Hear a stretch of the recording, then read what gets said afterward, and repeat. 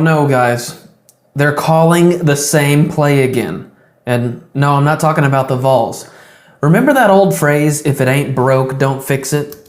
Yeah, we'll talk about that today. Also, the Biden administration finally got their hands slapped because they got caught red-handed in violating the First Amendment. Oh, and did you hear Mitt Romney retired? Locally, here in Knox County, a Knox County commissioner has put forth a resolution to protect the innocence of our children. What's that all about? We'll find out today. I'm Blake Watson, and this is We the Free.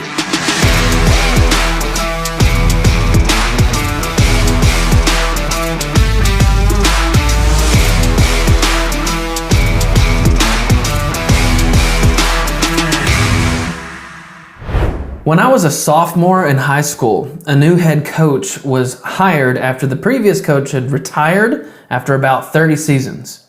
The prior coach didn't numerically have a successful career with more losses and losing seasons than wins and winning seasons. So, as an underclassman, I was really excited, and so were my peers, about the future of the program. When the new coach was hired, we had a private team meeting as we were introduced to the new coach. And I'll never forget one thing he said that day. He said, "No one here has seniority. Only the best players will play." The idea was that just because this is your last year or you've been on the team longer, that doesn't mean you're going to be a starter. We're not going to have a losing season because you're a 12th grader. No. Only the most talented and effective players will play. Now, there's a lesson in just that part of the story alone. While we should obviously have enormous respect for our elderly and senior citizens, just because they have years and decades of experience in life and in politics doesn't mean they should still be responsible for our highest offices in the country. Let's play the players who are the most talented and effective so that we quit losing games. But again, that's not the point of this story. Because of that philosophy, several players in my sophomore class started playing that very season on varsity. And on top of that, our entire offensive and defensive strategies were changed from the former. We changed the way we did things. Intense workout regimens were instituted. So by the time we were seniors, we were a very successful team, a very effective team. The new head coach had established our new offense as what is generally called the triple option. That is, on the majority of plays, the quarterback has a few options of what he can do with the ball based on how he reads the defense. Now, you have to be a skilled, well-trained quarterback to pull this offense off. And we did. We had a great quarterback. Now, without getting too deep into sports language and all the play calling stuff, the majority of our plays were runs straight up the middle. Our offensive line was phenomenal, and we would punish and exhaust their defense by basically running the same play over and over and over again because it worked practically every time. You're probably familiar with that colloquial phrase, if it ain't broke, don't fix it. Well, as long as we were getting 4 or 5 or 6 yards a carry, we kept running the same play because it inevitably wore down our opponent and delivered us the victory. Now, there's something similar happening in our political scene. The calling of the same play, if you will. One cannot deny the fact that a worldwide virus, which shall not be named, helped deliver the Democrats and the liberals electoral victory in 2020. Why do I say that? Because a certain virus gave credence to a massive national push for voting by mail, among other reasons. And by that, I mean mail-in ballots. In several states, and mainly the blue ones, residents across the fruited plains received ballots in their physical mailboxes, even without their request. Now, why do I mention that? Because up until 2020, a citizen of the United States voting by mail would request what was called an absentee ballot. Said person would also have to legally sign their name to an affidavit swearing that I am who I say I am, this is my vote, I can't be at my physical allotted voting location on the day of the election. And all of this was under penalty of perjury. If you were lying, you would be breaking the law. So if you were going to be out of town on a business trip or overseas, or if you were in active military, this is how you could participate in elections. But in 2020, under the guise of a certain virus, absentee ballots became mail-in ballots or mailed-out ballots. And such ballots were shipped out to Americans all over the country. So what's the problem with this? Well, mail-in ballot voting, the mail-in ballot voting process is the system of election that is most susceptible to fraud. Now that's just simply a logical conclusion. The alternative is using the computerized system at a physical location with all the security, and although there's many that believe in the conspiracies of voting machine manipulation, but basically a simple logical conclusion is that ballots placed in people's mailboxes can be abused. However, outside of a simple logical conclusion, there were reports in 2020 of voters receiving numerous ballots for either former residents, like people who lived in the house before them, or deceased family members of theirs, which was all that was blamed on the uncleanliness of voter registration rolls, and voters receiving multiple ballots in their name, voters receiving numerous ballots with their names spelled differently, and on and on. But add to this the long practice from both Democrats and Republicans of ballot harvesting, which is somehow still legal in over 20 states. The ugly truth in this method is that some people just don't care about the election, or they'll take a quick buck in exchange for their ballot, but squads of people just go around picking up these mailable ballots, filling them out however they please. And the vote doesn't authentically represent the person, which should be a federal crime. I don't care who's doing it. Now, there is no question about if this happened, because it's been proven countless times in 2020 and in the past. But rather, the question is to what extent this mail-in ballot system affected the results of the 2020 election. There have only been a few provable situations in which there's direct evidence as opposed to circumstantial evidence. Direct evidence is either something like, physical evidence or a confession or a fingerprint, whereas circumstantial evidence is like a connecting of dots that point to certain facts.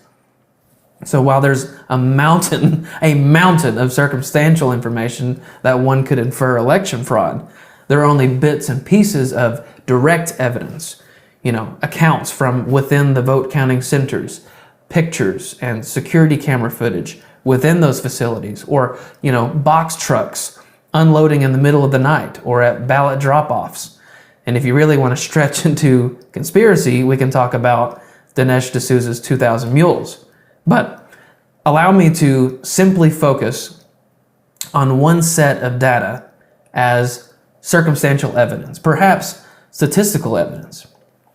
In 2016, 128.8 million people voted in the general election. 128.8. 65.8 million voted for Clinton, and 62.9 million voted for Trump.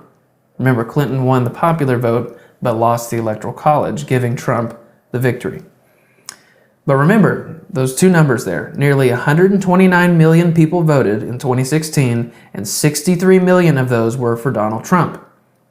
In that election, Trump flipped 6 battleground states, 6, which were critical to his victory: Iowa, Wisconsin, Michigan, Ohio, Pennsylvania, and Florida. And in that race, he also won Georgia and Arizona. 4 years later, in 2020, there were over 26.6 million more votes cast in the presidential election. So close to 27 million more votes than 4 years prior. And to add to that astonishment, President Trump received more votes than any incumbent president in history, with 74.2 million votes. That's over 11 million more votes than he got in 2016. 11 million more. But the craziest part is that creepy Uncle Joe somehow got more votes than anyone that has ever run for president. Trump got more votes than Obama did in both 2008 and 2012. But Biden somehow managed to garner the support of 81.2 million Americans. Were these people who just really loved Biden, or they loved his policies, or the decades of experience in Washington? Were they just votes against Trump and not necessarily for Biden? Well, that doesn't seem very plausible given the fact that Trump got 11 million more votes than he did in 2016. And I forgot to mention the fact that Obama, on his second election, received less votes by 4 million. He got 4 million less votes in his second election. So just remember that day and think back with me to election night in 2020. The votes were rolling in. States were being called, a lot of them unofficially. Some of us were glued to the newscasts or online updates. And then something strange happened. In 5 states, the counting stopped. Time just stood still. And actually, the vote counting was announced to have been halted until the next day. Now, this is really odd because I couldn't remember a time when something like this had ever happened. I mean, our top 4 most populous states, like where there would be the most voting: California, Texas, Florida, and New York. They all had their election results on election night, which is the way it's supposed to be, legally, according to U.S. Code, Title 2, Chapter 1, Section 7. That's been the law since 1934. But anyway, 5 states halted all of their counting overnight. And then the next day, all 5 of those states' electoral votes were awarded to Joe Biden. Listen to the states: Georgia, Arizona, Pennsylvania, Wisconsin, and Michigan. All states that Trump won in 2016. These are 5 swing states that determined the outcome of the 2020 election. 73 electoral votes. But I'm supposed to believe that Georgia can't total up their votes in one day when the state of Texas, home to 20 million more Americans than Georgia, can wrap everything up before midnight? Now, my theory then, and it's still my theory now, and it's the conspiracy held by many, that there was enough ballot fraud in those 5 states to sway the results of the election. That's the only way people can make sense of the 81 million votes Biden received, the 27 million more votes than 4 years prior, the strange stopping of counting on election night in 5 states, which all coincidentally went for Biden the next day when counting resumed. My point is, all of this is very likely plausible due to mail-in ballot fraudulence. And what was the reasoning? Do you remember what it was all for? What was the source of the prevalence of paper ballots in your mailbox? Public health. Remember? We can't let grandma and grandpa go to the polls. They'll die. We need to keep people safe, so vote by mail. Here you go. Here's a mail-in ballot so you don't catch the virus which shall not be named. And guess what? They're calling the same play again. And why not? It worked last time. They ran the ball right up the middle and scored the victory. So run the same play again. If it ain't broke, don't fix it, right? So right on time for the primary debates leading up to the primary elections and ultimately the general. It's back. The Rona is back. CBS News, COVID hospitalizations on the rise as U.S. enters Labor Day weekend. CNN Health, it may be time to break out the masks against COVID, some experts say. NBC Chicago, Illinois Health Department reports rising COVID activity detected in state. LA Times, the pandemic isn't over. ABC News, school districts in Kentucky and Texas cancel classes amid surge of illnesses including COVID. Headline, Lionsgate reinstates mask mandate in parts of Santa Monica office following COVID outbreak. Headline, Dillard University orders masking as COVID cases rise in Louisiana.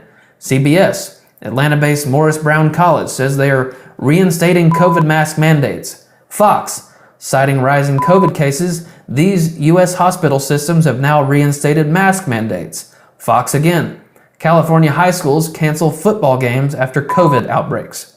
On top of these headlines, the Daily Wire reports the following reactions. In Alabama, 3 court buildings in Dallas County have resurrected their mask mandate. In Maryland, an elementary school reinstated its face mask mandate after several students tested positive for COVID. Rosemary Hills Elementary School, just north of Washington, D.C., is requiring the 3rd grade class and school staff to wear masks for 10 days after 3 or more 3rd graders tested positive for the virus. Now, we're 3 years into this social exercise. Initially, we were told to trust the experts and the science, but as time has advanced, the so-called experts have turned out to be quacks, and the science has turned out to be fiction. And we're going to talk about this later in the program, but we can't forget that any objection to the expert analysis was met with suppression and persecution, whether that be doctors and scientists or just average citizens. The things and objections that these so-called experts labeled as, conspiracy have largely turned out to be true. For example, the efficacy of masks. 2 or 3 years ago, any logical person who wasn't thinking through the emotional fear porn and propaganda could easily conclude that the inefficiency of masks against this particular virus.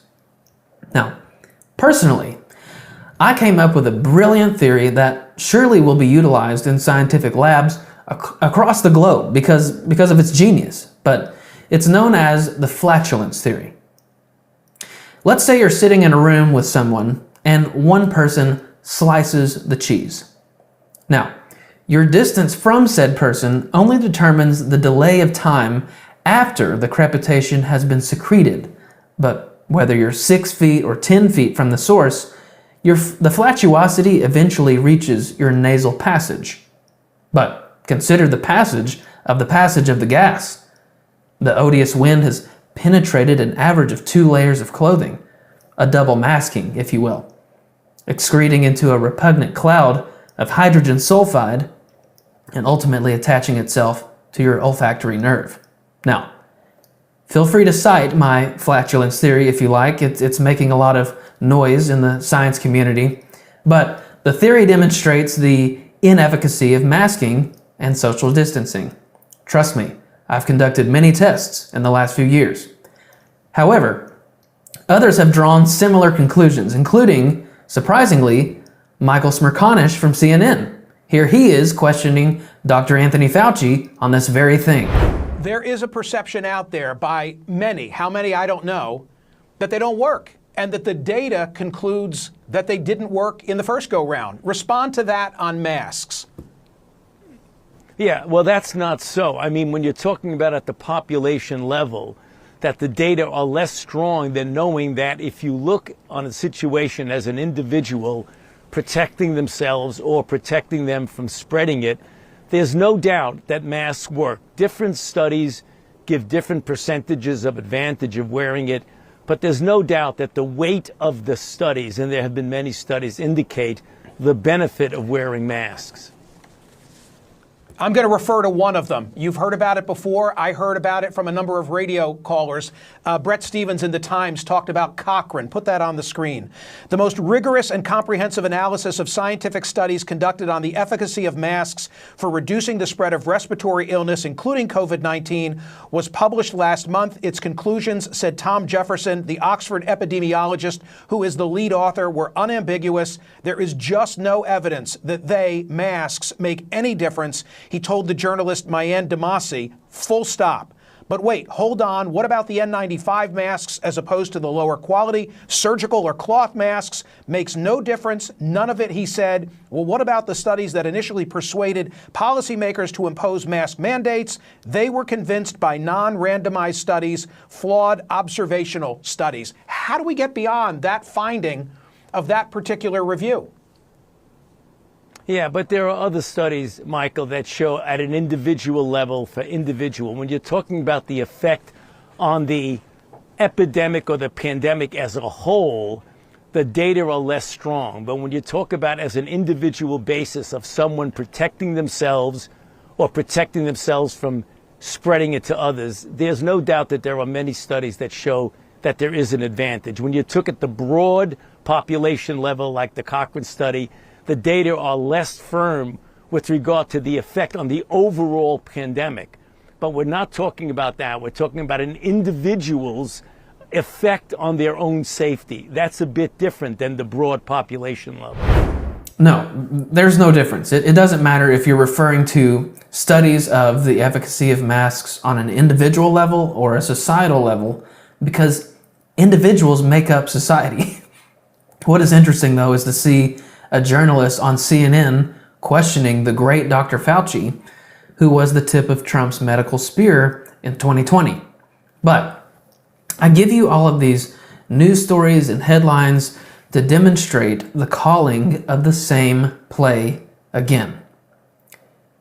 They want to run the ball up the middle again. That they want to use the virus as a way to push and promote the easiest voting process to manipulate. So, are we going to use our same defensive strategy of compliance, or are we going to blitz the middle, knock the ball loose, and score a defensive victory?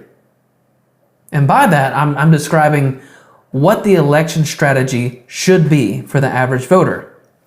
It's one thing for a politician or a state official to have the authority to prevent said processes, but what can the normal person do? What can we do to win? Well, beyond petitioning your local representatives, I think the answer lies in what happened on election night in 2020.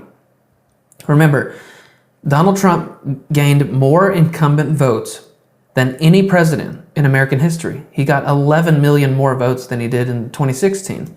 That must have been really surprising to the liberals, given the fact that they berated the man for 5 years. They assassinated the character of the man before and during his time in office. And they liken him to Hitler, the fascistic, genocidal dictator, a million or so times. So it must have been much of a surprise that their standard forms of cheating wouldn't suffice. So they had to put the brakes on, accumulate the necessary ballots that they didn't account for, and the rest is history. The answer there, and the strategy for us in 2024, is to show up. Show up en masse. We need more people to vote than ever before, because they won't be able to inflate the numbers. It won't make statistical sense. So put your game face on, get your teammates ready, and let's defend true American democracy. Now let's get to the national news feed.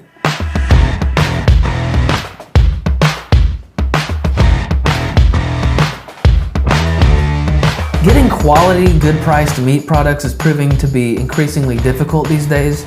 With Bidenflation, the prices of everything in store is just going through the roof. When you make fuel more expensive, that costs the farmer more. It costs the shipper more. It costs the grocer more. And it costs you more.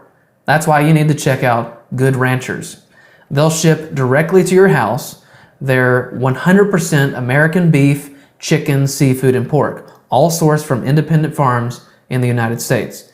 Check the link in my show notes and use the code RANCHER10 for 10% off. That's the number 10 off their best-selling Ranchers Classic box. Speaking of COVID, probably the most important national news comes to us from Just the News. The headline tells us, Appeals Court upholds decision barring Biden admin from colluding with big tech to censor. The article reads, the Fifth Circuit Court of Appeals on Friday upheld a low court decision in Missouri versus Biden barring the federal government from working with social media companies to remove First Amendment protected content. Now, this would include federal agencies like the FBI and the CDC, the White House, the Surgeon General. So this includes White House Press Secretary Karine Jean-Pierre and Surgeon General Vivek Murthy. Just the News reports from the court decision, which says, defendants and their employees and agents shall take no actions, formal or informal, directly or indirectly, to coerce or significantly encourage social media companies to remove, delete, suppress, or reduce, including through altering their algorithms, posted social media content containing protected free speech. That includes, but is not limited to, compelling the platforms to act, such as by intimating that some form of punishment will follow a failure to comply with any request, or supervising, directing, or otherwise meaningfully controlling the social media company's decision-making process. Long story short, the White House and these other agencies like the FBI and the CDC were working directly with social media companies like Meta or Facebook to suppress content or punish accounts which published content that disagreed with the Biden administration's positions on COVID vaccines and other things. The initial injunction was filed in July, with the listed plaintiffs being the state of Missouri, the state of Louisiana, and there were 5 individuals, which we'll talk about later. And then there was a list of defendants that was a mile long. Like, it took up the whole bottom of the page. Among the 40 individuals listed there are President Joe Biden, Secretary of Health and Human Services Xavier Becerra, Secretary of Homeland Security Alejandro Mayorkas, Director of Cybersecurity and Infrastructure Security Jen Easterly, Robert Silvers, he's also from Homeland Security, White House Digital Director Rob Flaherty, he's gone now, but there was also FBI agent Elvis Chan, and there were 13 government agencies in total listed. In other words, there was a whole slew of Biden cronies that were working fist and glove with social media companies to censor free speech, a direct violation of the First Amendment to the Constitution. And it goes without saying, but the First Amendment specifically reads, Congress shall make no law respecting an establishment of religion or prohibiting the free exercise thereof, and here we go, or abridging the freedom of speech or of the press or of the right of the people peaceably to assemble and to petition the government for a redress of grievances. Now, these fundamental liberties are summarized as the freedom of religion, the freedom of speech, the freedom of the press, the freedom of assembly, and the freedom to petition. Now, this wasn't simply the slapping of the informative, fact-checking disinformation labels on every post that disagreed with the regime. You probably saw those all over the place. This also had to do with having these platforms suppress or throttle content that they deemed misinformation, otherwise known as information they disagree with. That means that conservative media figures, prominent Christian leaders, and conservative media outlets were shadow banned and suppressed, while legacy media outlets and prominent journalists and talking heads were promoted. So while it's not specifically Congress making a law against free speech, as the amendment specifically mentions, it is the federal government preventing Americans from speaking in the digital public square. The initial filing read, "The principal function of free speech under the United States system of government is to invite dispute. It may indeed serve its high purpose when it induces a condition of unrest, creates dissatisfaction with conditions as they are, or even stirs people to anger. Freedom of speech and press is the indispensable condition of nearly every other form of freedom." It even quotes a few of our founding fathers like George Washington saying, "The freedom of speech may be taken away, and dumb and silent we may be led like sheep to the slaughter." Benjamin Franklin is quoted saying, "Whoever would overthrow the liberty of a nation must begin by subduing the free acts of speech." Thomas Jefferson is quoted in the filing as saying, "Reason and inquiry are the only effectual agents against error." Now, I love what the Attorney General from Missouri said. Andrew Bailey said, "The First Amendment remains intact. The first brick was laid in the wall of separation between tech and state on July 4th, and this ruling is yet another brick. Missouri will continue to lead the way in the fight to defend our most fundamental freedoms, but we're not done yet. We're just getting started." So he's referring to the preliminary injunction on July 4th, which immediately barred all of these defendants from colluding with and working together with these social media and tech companies. But then the decision became official on September 8th when the Fifth Circuit Court of Appeals partially upheld the decision, specifically preventing Joe Biden, the Surgeon General, the Secretary of Health and Human Services, and the Department of Health and Human Services, and also Anthony Fauci, from further cooperation with these companies. This federal court consisted of a three-judge panel, so they affirmed parts of the injunction, they reversed parts of it, they vacated parts of it, and they modified other parts. But here's what the court said. For the past few years, at least since the 2020 presidential transition, a group of federal officials has been in regular contact with nearly every major American social media company about the spread of misinformation on their platforms. In their concern, those officials, hailing from the White House, the CDC, the FBI, and a few other agencies, urged the platforms to remove disfavored content and accounts from their sites. And the platforms seemingly complied. They gave the officials access to an expedited reporting system. They downgraded or removed flagged posts and deplatformed users. The platforms also changed their internal policies to capture more flagged content and sent steady reports on their moderation activities to the officials. That went on through the COVID-19 pandemic, the 2022 congressional election, and continues to this day. This day means September 8th, 13 days ago. The court says, the plaintiffs, 3 doctors, a news website, which is the Daily Wire, a healthcare activist, and 2 states had posts and stories removed or downgraded by the platforms. Their content touched on a host of divisive topics like the COVID-19 lab leak theory, pandemic lockdowns, vaccine side effects, election fraud, and the Hunter Biden laptop story.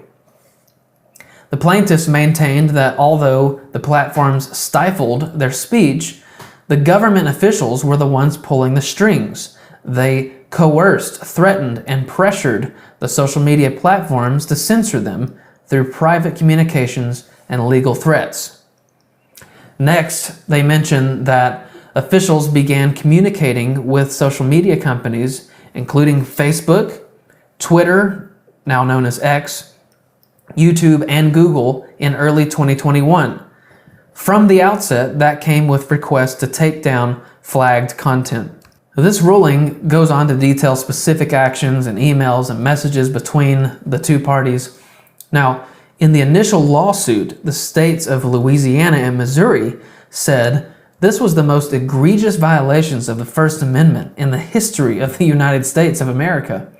What do you think about that? Let me know what you think in the comment section.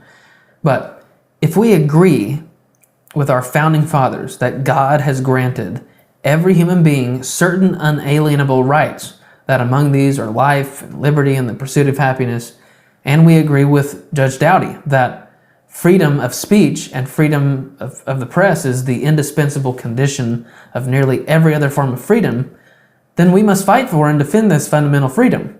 That means that if we can't speak, we can't defend our other natural rights, our God-given rights and our civil rights. We can't defend life. We can't defend freedom. We can't defend the institutions of the Lord, the family, the church, marriage, etc. And so, speak we must, but of course, in love. In other news, a rhinoceros has left the building. I've spent my last 25 years in public service of one kind or another. At the end of another term, I'd be in my mid-80s. Frankly, it's time for a new generation of leaders. They're the ones that need to make the decisions that will shape the world they will be living in. Now, we face critical challenges: mounting national debt, climate change, and the ambitious authoritarians of Russia and China. Neither President Biden nor former President Trump are leading their party to confront those issues. On deficits and debt, both men refuse to address entitlements, even though they know that this represents 2/3 of federal spending. Donald Trump calls global warming a hoax, and President Biden offers feel-good solutions that make no difference to the global climate. On China, President Biden underinvests in the military, and President Trump underinvests in our alliances. Political motivations too often impede the solutions that these challenges demand. The next generation of leaders must take America to the next stage of global leadership. While I'm not running for re-election, I'm not retiring from the fight.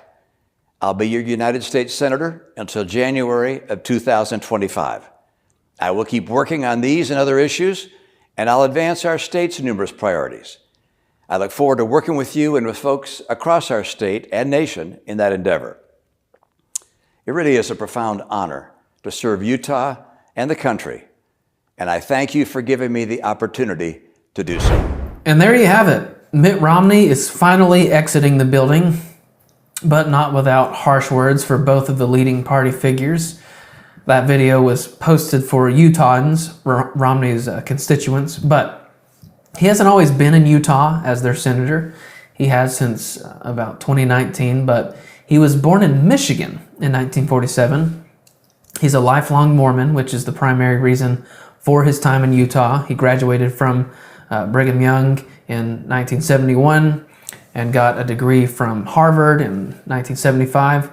He found a job in Boston, but eventually becomes the Republican nominee to run against Ted Kennedy for Senate in 1994, which he lost. He was elected governor of Massachusetts in 2002. He ran for president in 2008 and lost the primary nomination to John McCain. Then he ran again in 2012, but lost that election, giving us all 4 more years of President Obama. His voting record has been atrocious, especially in regard to liberty. The Heritage Foundation gives politicians a score and a rating on how they've voted in Congress, and Romney's lifetime score is a 58, like out of 100, 100 being the ultimate freedom-loving, liberty-voting American. Romney has a 58. Just a few examples. In 2016, he chose not to support Trump in the general election. He did the same thing in 2020, so he never voted for Donald Trump. That year, he voted for the $1.4 trillion omnibus bill and another $900 billion for COVID relief.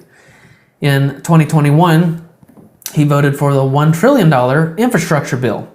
Now, all of these massive legislative creations of pretend dollars are crippling the economy right now and for future generations.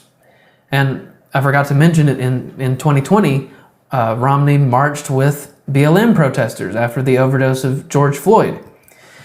In 2021, he also voted to confirm Alejandro Mayorkas to lead DHS, who we talked about earlier. In 2022, Romney voted for the Respect for Marriage Act, which was an oxymoron, and it created national policy in favor of same-sex marriage. He voted to confirm woke Supreme Court Justice Ketanji Jackson. This was the woman who couldn't define what a woman was when pressed by Marsha Blackburn. And surprisingly, Romney had this to say about Biden's impeachment. The grave question the Constitution tasks senators to answer is whether the president committed an act so extreme and egregious that it rises to the level of a high crime and misdemeanor. Yes, he did. The president asked a foreign government to investigate his political rival. The president withheld vital military funds from that government to press it to do so. The president delayed funds for an American ally at war with Russian invaders. The president's purpose was personal and political.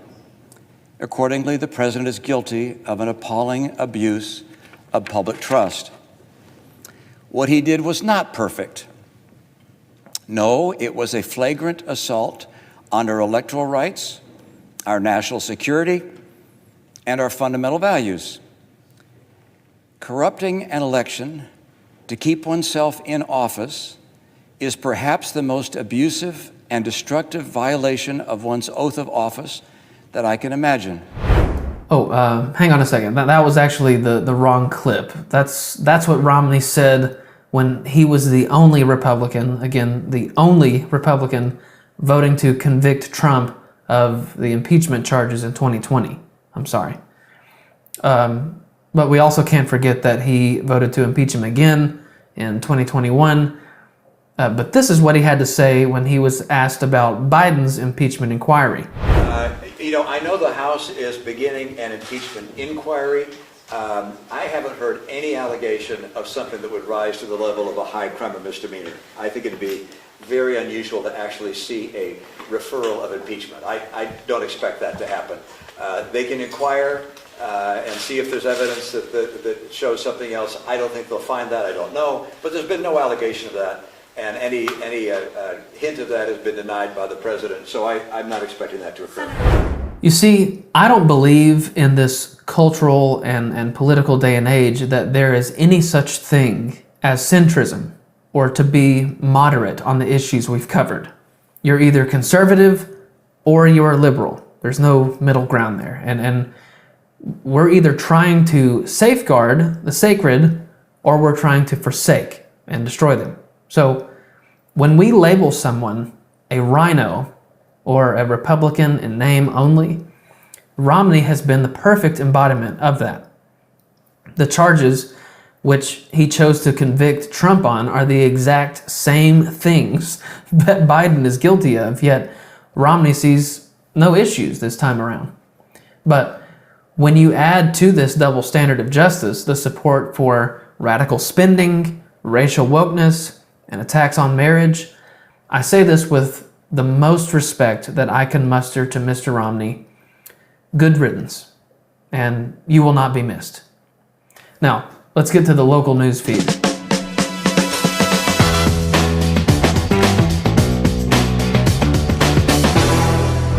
As a Christian, there's nothing wrong. In fact, there's everything good about swearing allegiance to the American flag. Why is that? Because of the virtues of which the flag flies. It speaks to our providential founding and has been, for nearly 200 years, a symbol of freedom to those who seek it. You can fly the American flag with pride from your front porch or out in the front yard. You can even hang one on the wall in the house or the garage, the office, or wherever you wish. I recommend getting a flag that will last and withstand the weather throughout the seasonal changes of the year. So, check out the flag supplies at Allegiance Flags.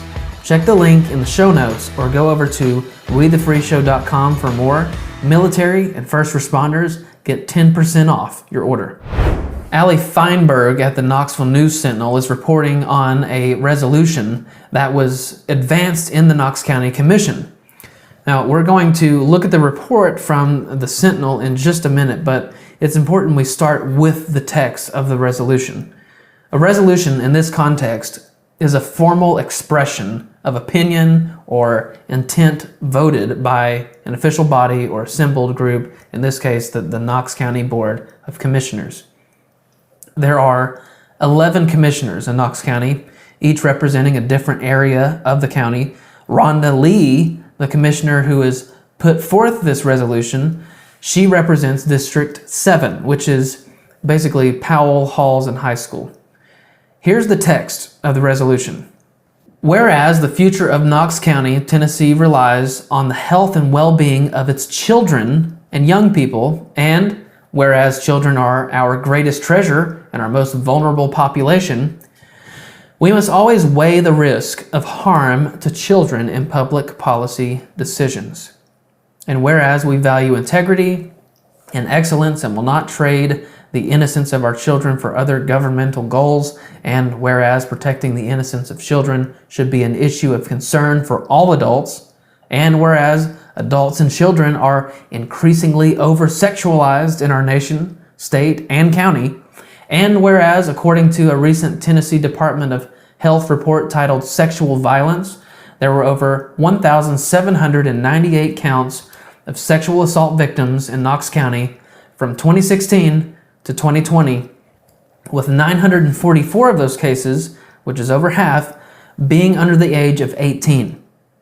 And whereas, according to the Tennessee Bureau of Investigation, the average age of a child sold for sex is 13 years old, and human trafficking is the second fastest growing criminal industry. And whereas the exposure to and normalization of sexualized behaviors reduces children's inhibitions and ability to protect themselves from the sexual advances of others. And whereas children learn from observing and subsequently acting out the behaviors they have observed, children who have observed sexualized behaviors or who have been the victim of sexual assault may act out with other children at home or school, which may lead to additional child victims. And whereas the normalization of sexualized behaviors and content to children is not in the long-term interest of children or society, wholesome, good, and honorable content and activities should be promoted to children instead. Now, therefore, be it resolved by the Commission of Knox County as follows. The Knox County Board of Commissioners is committed to protecting the innocence of children and to cultivating healthy children, families, communities, and institutions. Be it further resolved, the Knox County Commission neither supports nor approves of activities, programs, events, content, or institutions which support, normalize, or encourage the sexualization of children and youth. Be it further resolved, the board encourages individuals and communities to promote the good and the honorable to children rather than the normalization of sexual behaviors, protecting the health and well-being of our children and the future of our county.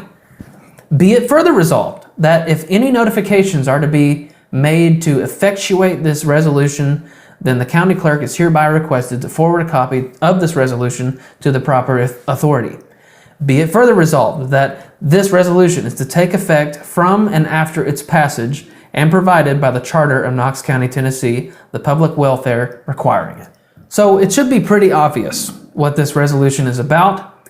In case you haven't been paying any attention in this country, like an ostrich with its head buried in the sand, you surely recognize the particular sexualization of minors and children has dramatically spiked in the onslaught of the transgender ideology, whether that be transvestitism or transsexualism. Rhonda Lee from District 7 is declaring that the county will stand against this evil, which is amazing to hear. But this is just a resolution. Now, let's see what Allie reported. Lee said the purpose of the resolution is for the body to make a statement, not to dictate what residents can and can't do. It doesn't do anything to change the crime, Lee said. The article also says, While it does list statistics about sexual assault and human trafficking, it doesn't explicitly say what sexualized behaviors Lee is referring to. Well, we obviously know what it's referring to, and it's not just one thing. We're also seeing a rise in pedophilia and a push for the normalization of such, like calling pedophiles minor attracted person. It's talking about drag queen story hours. It's talking about children's exposure to pride events. It's talking about the medical malpractice of transgender clinicians and puberty manipulation, mutilization and castration. It's talking about classroom content and what teachers can say and do. It doesn't take a rocket scientist to put that together. To sexualize is to make something sexual that isn't. Children, the innocent, are not to be treated as sexual objects. That is disgusting and evil, which should be offensively prevented and defeated. I'm saying preemptively instead of reactionary. But the article goes on. Commissioner Larson J. questioned Lee's intent and whether the resolution was a precursor to restricting library programs or dictating what the county health department can and can't do. Lee said that was not her intention. The only vote against the resolution was from Courtney Durrett, who said she obviously was against the sexualization of children, but was concerned the resolution was a gateway to other policies. What does that even mean? I don't think Courtney knows what's even going on. Maybe she'll see this segment and find out. And by the way, she represents the Fountain City area. Now, the article concludes by saying the commission will meet again on September 25th. That's this coming Monday to vote on the resolution. So if you don't live in the Halls-Powell area where Rhonda Lee's district is, call or email your commissioner today, and tell them to pass this resolution. Go to commission.knoxcountytn.gov, commission.knoxcountytn.gov, to see your list of commissioners, because we should indeed protect our county's children. Now, one more thing before we go. I have a friend. His name is Matt. He's a coworker of mine as well. He's a big fan of the band Colony House. Now, for those of you that have been paying attention to my show or the announcement of my show since last November, the initial commercial that I put out for We the Free featured a song by the band Colony House, and the song is called 220. It's awesome. It's why I used the song. But anyways, Matt is a fellow appreciator or lover of the band Colony House, and we found out months ago that Colony House was going to be coming to Knoxville this month. And he has another friend who is like a super fan of Colony House, and his friend had informed him that Colony House on this tour that they're doing is inviting people up on stage to play the song 220. That's the song that I used in the commercial. And Matt is he's a very good musician, and he plays the guitar among other instruments. And he practically has been telling me for months, like, maybe I can be the guy at the Knoxville show to go do that. Well, he goes to the concert with his newlywed wife and some friends, and this is what happened. Okay, let's start with the basics here. What's your name, my friend?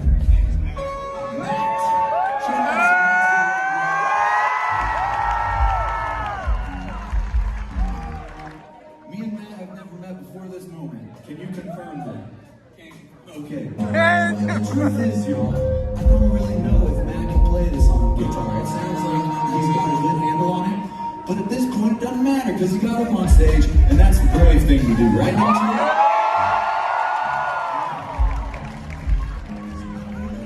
This thing, just like the record, you started off, we'll join in, just record version, baby. And here's Still Knoxville. When he starts playing, we gotta make him feel like a king, okay? Come on.